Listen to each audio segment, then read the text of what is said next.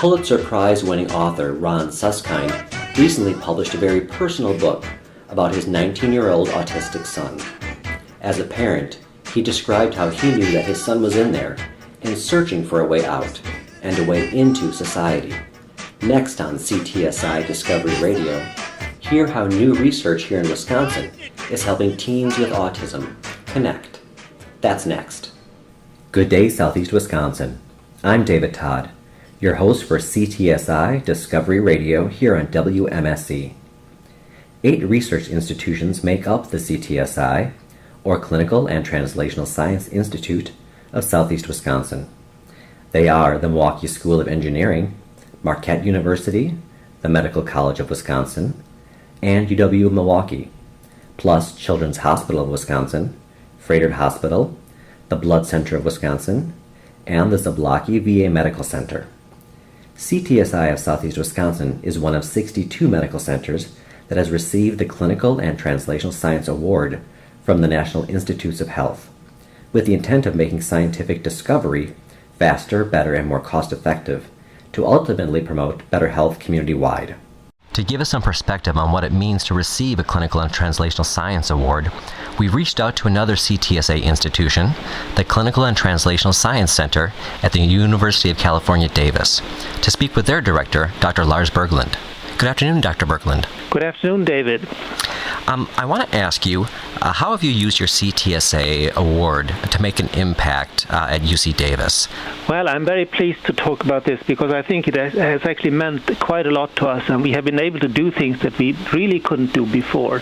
The CTSA provided us with a platform to bring together trainees and to form a critical mass of that actually goes from students to postdoctoral fellows to junior faculty and to some extent to mid-level faculty who have to sort of relearn things as research has become more complicated. And in addition, the staff training, which actually was not very advanced at that time. Mm-hmm. And we have been able to extend our training programs to get new training programs that we have partnered with. A couple of good examples are in the area of cancer and emergency medicine, where there have come a couple of more training grants. And most recently, and this is actually just a few months ago, we were able to compete very successfully for an NIH director so-called BEST award, which is Broadening Experience in Scientific Training, which involves a lot of trainees actually and teaching them skills that go beyond the traditional research skills that involves project management, communication, regulatory science, and working in industry. So I feel that area has actually provided us with enormous opportunities. We have a program that didn't really exist before, which now exists in every CTSA, and that is the skills in information technology and informatics and how to use large data set. Oh, yeah. And I think we all benefit from the CTSA environment there because we are able to pick up tools that other CTSA have and are willing to share with us to enhance our program. I'm quite certain that if you look at what we had before and what we have now, it's a wealth of difference. Well, it sounds like you've got a great platform there for collaboration and for a real depth in the scientific studies and medical studies. Yes, exactly, and I think now we are starting to work very, very in depth with our hospital because we are able to use our skill sets, our tools to look at routine clinical care and look at the quality measurements and which methodologies are going to be most helpful for patients is one area which I think will expand quite a lot. The other thing, we have worked now for a couple of years together with the 4 other University of California CTSA sites who have this program, and we have started to realize that we actually are part of the same university system. We're just not only competing, but we're also collaborating. And that has meant a lot of differences. So we are able to leverage resources, tools, and ideas that come from all the 5 University of California sites that have CTSAs.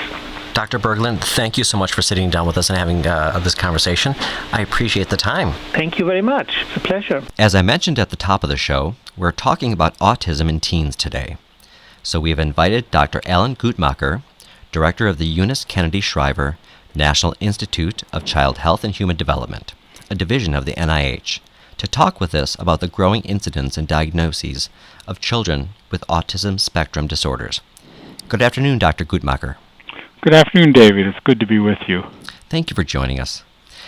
What can you tell our listeners about the growing number of autism cases and what we know about why we're seeing an increase? Sure. Well, we don't even know completely for certain, David, that we are seeing an increasing number of cases. We're certainly seeing an increase in diagnosed cases, but whether the number of cases has really increased, and I'll come back to the fact that maybe it has, or whether we simply are better at recognizing the quote-unquote cases. That is, we know for sure that we've become much more aware of what autism spectrum disorders represent, the true spectrum of kinds of things that can occur. And because we've gotten much better at recognizing that, we've also been much more informed and much more able to recognize people and quote-unquote diagnose them as being on the spectrum, as having some form of autism. But whether the increased incidence that we seem to be seeing, the increased number of cases, is simply because we are getting better at recognizing it, or whether there truly are more cases to recognize. That is the number of individuals with autism spectrum disorder really increasing. We're less clear about that, and that's partly because we've never been that good about really recognizing it, really counting cases. We certainly have some data, some research which suggests that the real prevalence of the disease, of the condition, is increasing. The Centers for Disease Control and Prevention, the CDC, is probably the best source for those kinds of statistics in the U.S., and every couple of years they get administrative data from 11 sites across the U.S., and the most recent data, which they've published earlier this year, was actually from a survey done in 2010.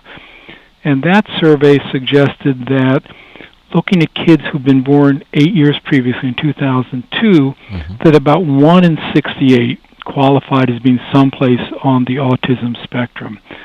That same exact survey 2 years earlier, that is done in 2008 of kids born in 2000, had seen a prevalence of 1 in 88. So it looked as though, using the same methodology, the number of kids falling in the spectrum had gone from 1 in 88 to 1 in 68, which is a pretty, significant increase over those 2 years.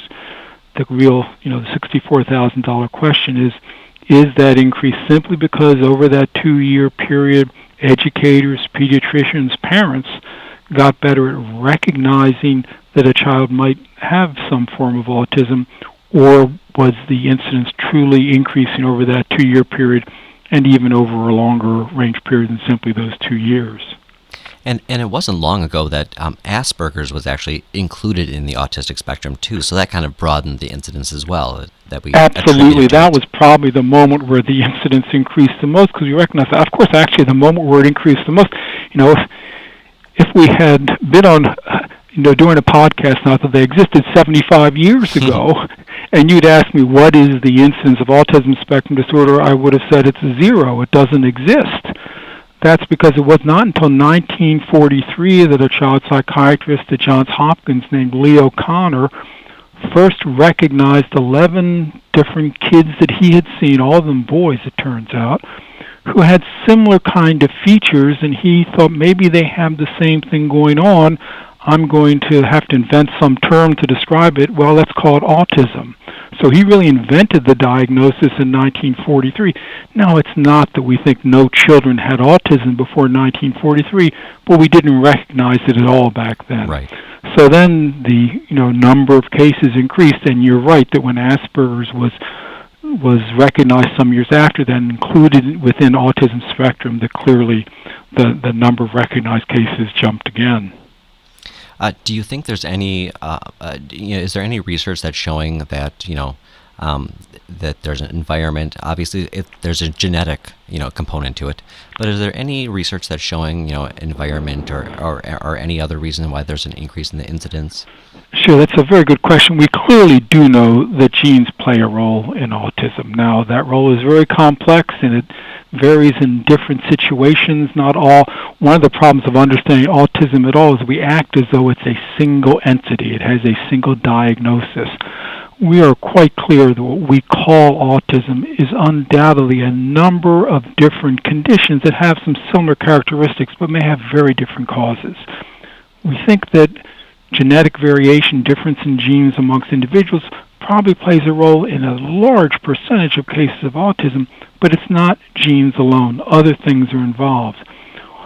Certainly, if there's a real increase, as some suspect, in the prevalence of autism, it's not because of our genes have changed over the last few years. Right. Our genes don't change that quickly. But there could, in fact, be something going on in the environment. There are lots of different theories of what those things might be, but we don't know for sure of any specific environmental trigger or whatever that acts on the genetic background to clearly cause autism. There were a number of individuals that for a number of years, there still are some individuals who believe that it's vaccination that causes autism. Well, that's the one thing that we know for sure does not cause the vast majority of cases of autism. Right. Vaccination is very safe. It's very important for kids' health, including kids who have autism. That vaccination can be very important to prevent them from getting other diseases that can affect them, kind of thing. And thank you for making that point. Yeah, no, it's an important point. It really, as a pediatrician and somebody who cares about kids' health in general, certainly including autism, but other things, it's important that we continue.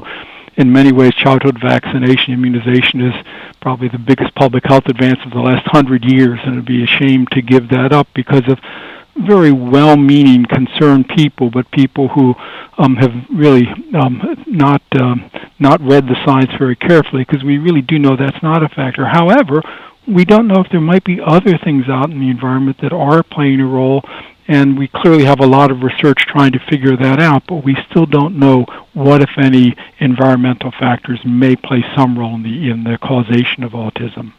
And that's why we've got this research enterprise going. Yeah, absolutely. There are a number of reasons why we need research in autism right now. Clearly, we need research to understand what is the true prevalence. Is it increasing? If it is increasing, why? What are the causative factors?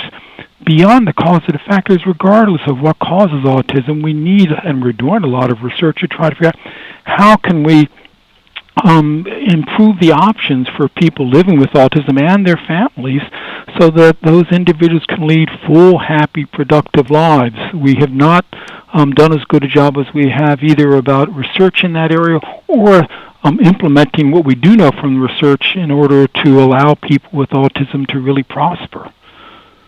Dr. Guttmacher, thank you so much for that really interesting perspective. I appreciate your time and your information. It's been a pleasure being with you, David. Thank you.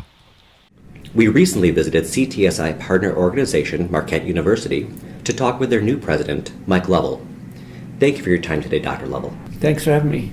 As many people know, July marks your first official month as Marquette's new president, but you're not new to CTSI or developing partnerships across institutions. Could you tell me what it means to you to see this kind of community-wide collaboration among universities? Well, I really think that the CTSI represents the future of our region because it provides a platform for some of the most important institutions in Milwaukee to work together in unique ways that we can't do independently on our own. So when I think about the unprecedented opportunities that it gives our faculty, staff, and students, not only at Marquette, UWM, MSOE, but at the Medical College, Children's Hospital, and Freighters, it's something that's really special and lets us compete on a national stage, which we couldn't do independently. When you think about what's going to drive the Milwaukee region going forward, I really think this biotechnology medical cluster is something that is really going to change the way Milwaukee really operates going forward, and I think that we can be a leader nationally through the CTSI program. Thank you for your time today, Dr. Lovell. Just across campus, Dr. Amy Van Hecke is studying autism in adolescents. We sat down with Dr. Van Hecke to hear how her CTSI research is going. Dr. Van Hecke, Your study of autism in teens started as a psychosocial experiment to see if making a friend could have an impact on those adolescents living with autism. How has your research evolved? So our research started with really wanting to know, can we show good effects of an intervention, a friendship intervention for kids with autism that had been developed at UCLA. So we really wanted to make sure, does this intervention work in our setting? Would it work in other settings away from where it was developed? And so that's called a replication study. And so that was our first kind of step, was to do that. And we were also, on the side note, interested in how brain activity changed as a result from making friends. And we showed that the intervention did work. So the kids who went through the intervention versus kids that were waiting showed better friendship quality with other kids, more get-togethers with other kids, both that they hosted themselves and that were invited by other kids. So that's reciprocal friendship, which is great. They show fewer symptoms of autism. Their parents were rating that. And they showed fewer problems at school. Their teachers were rating that. So the teachers didn't know what the kids were doing at Marquette, and they rated the kids as being behaviorally better controlled at school. We actually had a lot of teachers contacting us and asking us what we were doing. We couldn't tell them. We couldn't tell them. We were like, well, we're doing a study, and we need your input, so we can't tell you too much right now. But afterwards, we did tell them, and that's how we really built up our first couple of groups, was through teacher word of mouth. Teachers would tell other teachers, and parents would call in. And was it autistic adolescents with groups of friends, or was it just one-on-one? Groups of friends. Okay. So our groups of kids did not know each other to start out. So we start with about, I think our maximum is 10 kids per group. So it's a group intervention setting. The parents meet in a separate room, so the parents are right next door learning what the kids are learning. And it's really very much a class, which the kids really thrive with that kind of structure. Kids with autism are very concrete and kind of really thrive in an environment where material is sort of step by step, a lot of examples. We do a lot of role plays. We show kids the right way and the wrong way to join a conversation, and we ask them to tell us when we do it wrong, which they love. Teenagers love to tell you when you're doing something wrong. Of course. First and foremost, these kids are teenagers. I think we have to remember that. And that's an important piece of the intervention, is that it's really aimed at what we call ecologically valid social skills for teenagers. So when we get to things like teaching them how to handle teasing, you might tell a child, go tell a teacher. But with a teenager, going to tell a teacher would be social suicide. Right. So we tell them to say whatever when they get teased, kind of snappy comebacks, which the parents are a little doubtful about at first. They were teaching their teen a snappy comeback. Right. But it works. It's how you get kids off your back. And was the group of 10 people, was it all autistic adolescents, or was it a mixture? No, all kids with autism, and that was really necessary for the research. So when we're looking at brain activity or rating scales of any sort, we want to make sure our kids are as most similar as possible.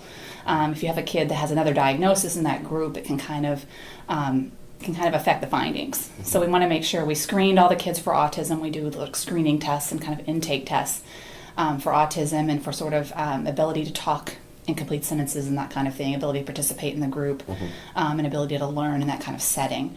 If you're just joining us, we're talking with Dr. Amy Van Hecke, who just received a CTSI Mentored Career Development Award for her studies of adolescents with autism.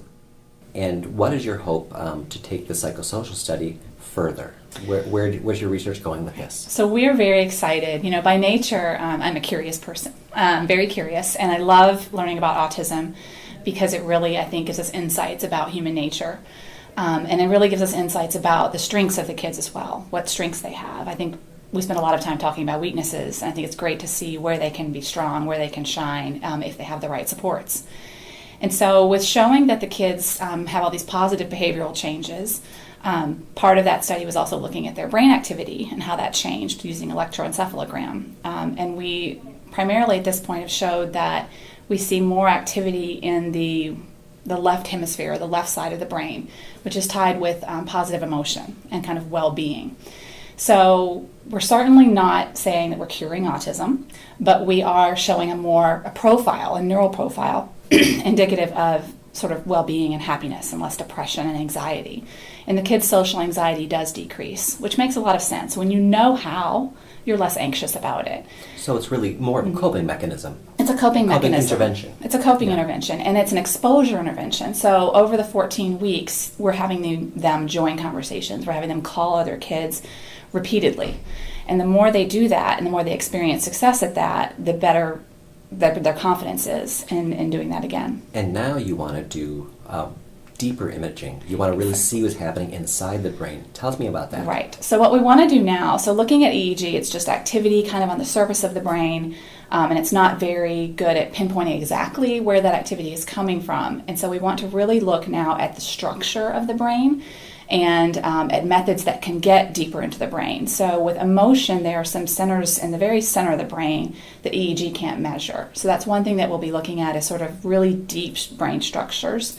And then I'm very excited to look at structure. So with the brain, it's kind of a use it or lose it phenomenon. That activity propels structure. The more an area is active, the more it grows and refines itself. So we're very excited to look at what we call the white matter connections, or the highways in the brain. Are we showing changes in the organization of the actual structure? And if so, what outcomes is that linked to? And so, kind of working backwards of, if the brain changes, if the behavior changes, the brain changes, what can then that also tell us about how the brain was to start? Gotcha. And what was maybe less than optimal to begin with. And you're going to be doing, looking at kind of seeing if there's a rewiring happening through MRI, correct? Through MRI, yes. Through MRI and something called DTI, diffusion tensor imaging as well.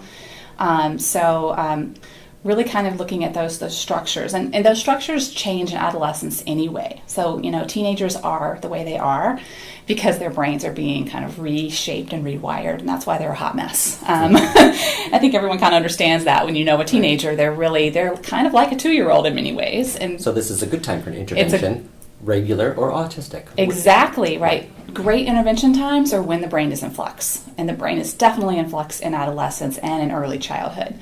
Your brain actually is in flux your whole life, but there are massive periods of reorganization in either infancy, early childhood, and in adolescence. So we're trying to really capitalize on that time of reorganization to shift it towards a healthier, happier pattern, rather than sort of a diffused, disorganized pattern in the brain. Well, Dr. Van Hecke, thank you so much for joining us. It sounds like you were really giving hope to a lot of parents of autistic children, and a lot of hope to autistic teens themselves. Thank you very much for having me. One of the adolescents Dr. Van Hecke has been working with closely is Aaron Kraus. His mom, Sandy Kraus, and he are big advocates for autism awareness here and in our state's capital. Sandy, how are the two of you tackling this issue together? It's issue by issue. We became very involved when the Autism Society had taken on insurance coverage for autism services. Had gone to the Capitol a number of times for rallies for that, and I had actually taken my son with me for some rallies, which was the best educational opportunity for him as well, because at that point he was actually studying government in school. So couldn't ask for a better hands-on experience. Since that point, there have been a number of other issues that we've gotten involved in. Most recently, we were very active in the special needs scholarship, and we were on the side of 4, the special needs scholarship. Went to Madison many, many times to testify, went to Madison to meet with leaders, lobby, those types of things. I keep hearing people say, oh, well, they have an IEP. And, well, there's the IDA, and, of course, special ed parents, we use these terms all the time. Our experience was that an IEP is a piece of paper, and it has no more power than any piece of paper. Our experience was... And what is an IEP? An IEP is an individual education plan. Okay. It's a legal document, which is supposed to, by law, be followed by your school district. The experience that many of us have is that that piece of paper is not followed. And you spend countless hours trying to get it followed, and then it's still not followed. In the meantime, your kid's falling through the cracks. Yeah. So when people would say, well, why would you leave the public school? Because you have all these legal protections. They're wonderful on paper, but in reality, the best protection for a child is an involved parent. So, Aaron, tell me again, when you and your mom go to Madison, what do you what do you want those people to know? What do you want them to know that they need to focus on helping people with autism. Also, customized curriculum. That's just what 2 people can do. At the Autism Society of Southeast Wisconsin, Executive Director Emily Levine knows so much more needs to be done. Emily, what's the greatest need you see day to day to give young people living with autism some sort of normalcy? I see the biggest barrier is people's attitudes. We really want our young people to be accepted and not looked at as different. Really what they have more in common with everybody else than different. And what we really would like to see people do is to presume competence. Some people may move differently or have difficulty speaking, but that doesn't necessarily tell you what's going on in their heads. So we really encourage people to presume that even if someone is nonverbal, they understand everything that's being said to them. Maybe they are not able to respond in the way you expect, but that they do know what's going on and that they're no less deserving to be part of the community than anybody else. I know that when I was meeting with Sandy Krause and Aaron Krause, she said that Aaron's IQ is off the charts. So, he's got the intelligence, he's got the passion, and he just, is working to, find his place in society. And that's what all of us want for our kids, no matter where their IQ is. We want them to reach their full potential. And for some kids, that might mean that they're college-bound. Some of our kids might not be college-bound, but we want them to be able to be a part of the community, to work, to have friends, and to have choice in their lives.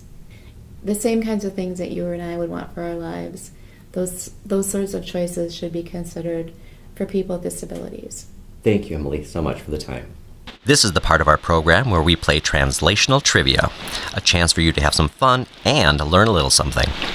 On the phone with us today is Katrina Cravey, host of Studio A on Fox 6. Hi, Katrina. Hi, David. How are you? I'm doing well.